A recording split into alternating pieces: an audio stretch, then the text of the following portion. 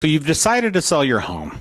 Maybe you're moving up, downsizing, or just need a change of scenery. Whatever the reason, it's a big decision, and one of the most important steps in the process is setting the right price. But here's the thing, pricing a home is an art, not a science. There are a lot of factors at play, and getting it wrong can cost you big time, either in lost money or wasted time on the market. So today I want to chat with you about the key signs that your home might be mispriced. Think of this as a little heart-to-heart where I share my thoughts and help you avoid some common pitfalls. Let's get into it. All right, first things first, let's talk about the market. You've probably heard the terms buyer's market and seller's market thrown around, right? These terms are basically shorthand for the balance of supply and demand in the housing market. A buyer's market happens when there are more homes for sale than there are buyers. In this scenario, buyers have the upper hand. They've got options and they can afford to be picky. If your home is overpriced in a buyer's market, it's likely going to sit there gathering dust while other better priced homes get snapped up. On the flip side, when there are more buyers than homes available, sellers are in the driver's seat.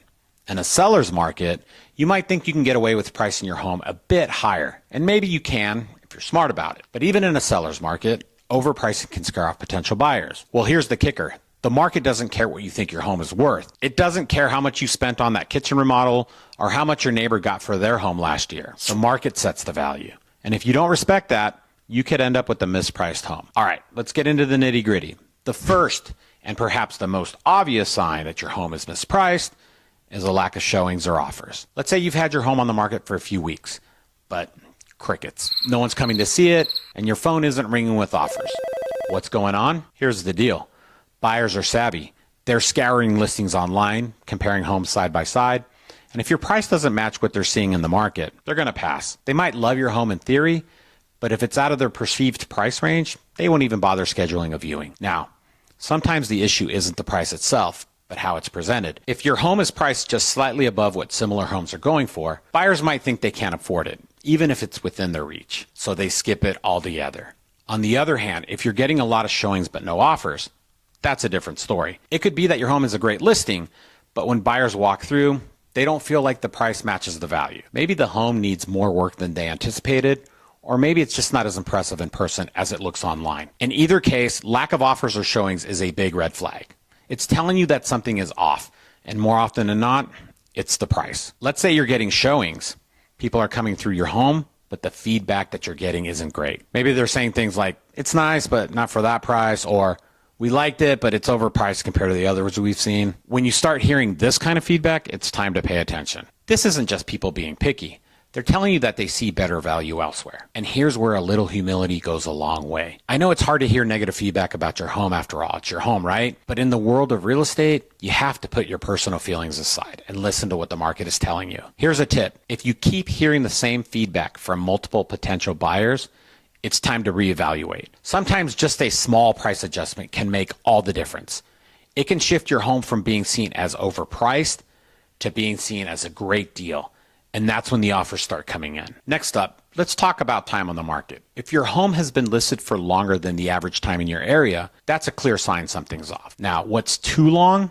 It depends on your local market. In some areas, homes sell within days. In others, it might take a few weeks or even a couple months. But if your home is sitting there long after similar homes have sold, buyers will start to wonder why. The longer your home sits on the market, the more it becomes a bit of a stale listing. And it's like that item in the store that's been on the clearance rack forever. People start to think there's something wrong with it. And guess what? The longer it sits, the more likely you'll have to drop the price even more than if you had priced it right from the start. Here's a little secret. Sometimes when a home sits too long, it actually gets harder to sell. Buyers see that long time on the market and get suspicious. They wonder, what's wrong with it? Why hasn't it sold? So they skip it and the cycle continues. If you're approaching or have surpassed the average time on the market for your area, it's time to consider a price adjustment. You don't want to wait until it's too late and the only option is a significant price cut. Now let's talk about the neighbor effect. You know what I'm talking about? When you see that your neighbor's house sold for a certain price and you think, well, if they got that, well, then my house is worth at least that much, if not more. It's natural to compare your home to others in the neighborhood. But here's where things can go sideways. Not all homes are created equal. Just because your neighbor's house sold for a high price doesn't mean yours will too. Maybe their home had a bigger lot, more updates, or a better layout. Or maybe they just got lucky and sold during a particularly hot market. Comparing your home to others is fine, as long as you're comparing apples to apples. But if you're using your neighbor's sales price as the sole basis for your listing price, you might be setting yourself up for disappointment. Here's what you should do instead. Look at comparable homes in your area, but be honest with yourself about where your home stands. Does it have the same upgrades? Is it in good condition? Are there factors that make your home more or less desirable? By being realistic, you'll set a price that's competitive and more likely to attract serious buyers. This brings me to a big one, unrealistic expectations. We all think of our homes as special, and they are. But when it comes to pricing, you have to be realistic. Maybe you've put a lot of love and money into your home over the years. You might think that new kitchen or those custom built-ins add tens of thousands of dollars to your home's value. And while they do add value, they might not add as much as you think. Buyers are looking at the whole package: location, condition, layout, and yes, upgrades.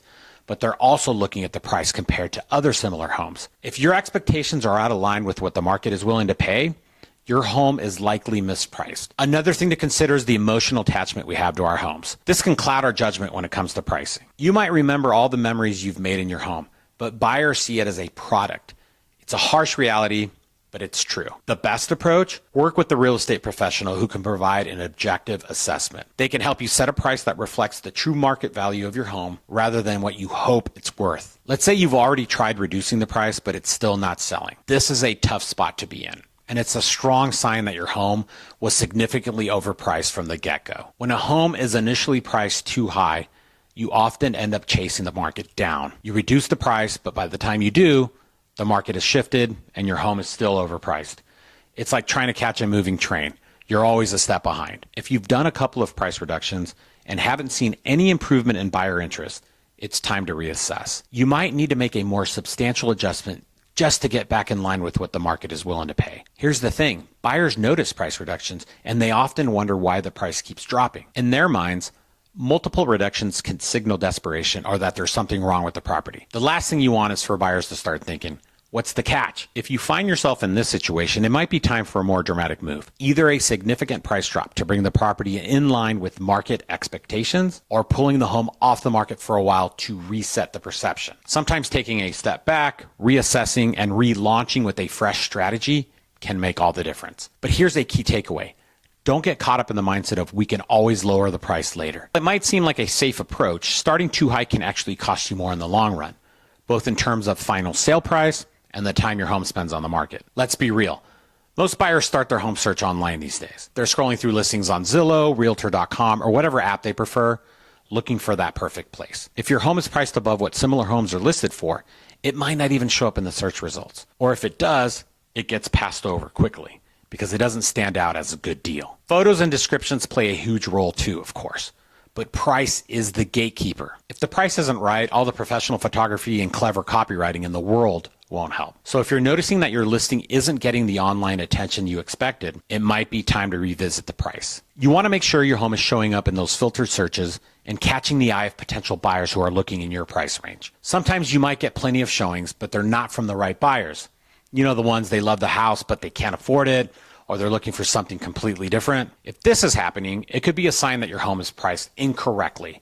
Here's what might be happening. The price is attracting buyers who are looking for something else. For example, if you've priced your home at the top of the range for its type, you might be getting buyers who expect more in terms of upgrades or square footage. When they walk through your home, they're disappointed because it doesn't meet those expectations. This can be frustrating because it feels like you're getting a lot of interest, but none of it is serious. The right price will attract the right buyers, people who are looking for exactly what your home has to offer and who can afford it. To fix this, you might need to adjust your price so it better reflects the value of your home compared to the others in the same price range. This way you'll attract buyers who see your home as the perfect fit for their needs and budget. Now let's talk about those automated valuations you find on sites like Zillow. Those estimates and similar tools, they can be helpful as a rough guide, but relying too heavily on them can lead to pricing mistakes. Here's why. These tools can use algorithms that take into account general data like recent sales in the area, square footage, and basic home features.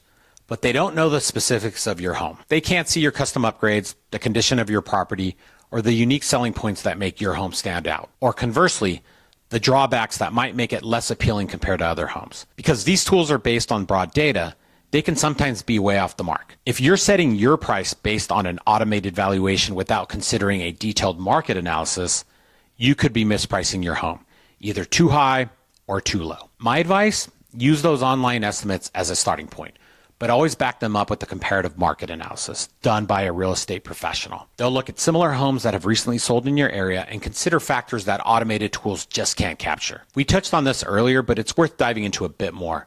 Emotional pricing. It's completely normal to have an emotional connection to your home. After all, it's where you've lived, created memories, and invested your time and money.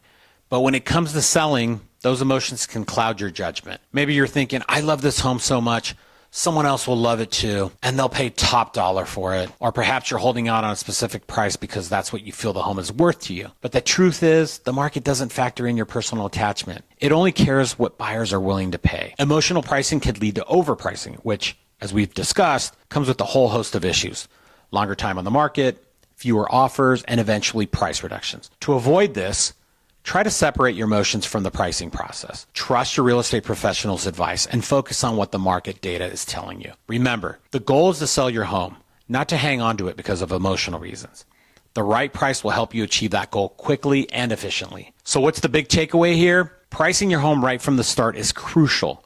It can mean the difference between a quick, smooth sale and a long, drawn-out process that ends in frustration. If you're seeing any of these signs, no showings, negative feedback, too long on the market, or attracting the wrong buyers, it's time to reassess your price. The market is the ultimate judge, and by being realistic and strategic, you can ensure your home is priced to sell. It's all about finding that sweet spot where your home is priced competitively, but not so low that you're leaving money on the table. And when you get it right, everything else just falls into place. Buyers start showing interest, offers come in, and before you know it, you're signing that paperwork and handing over the keys. So don't get caught with a mispriced home. Take the time to understand the market, be realistic about your home's value, and trust the process. By doing so, you'll set yourself up for a successful sale and avoid the pitfalls that come with mispricing. Thanks for sticking with me through this entire video. If you got any questions or you need some advice on pricing your home, drop a comment below or reach out. I'm always here to help. Until next time, see you in the next video.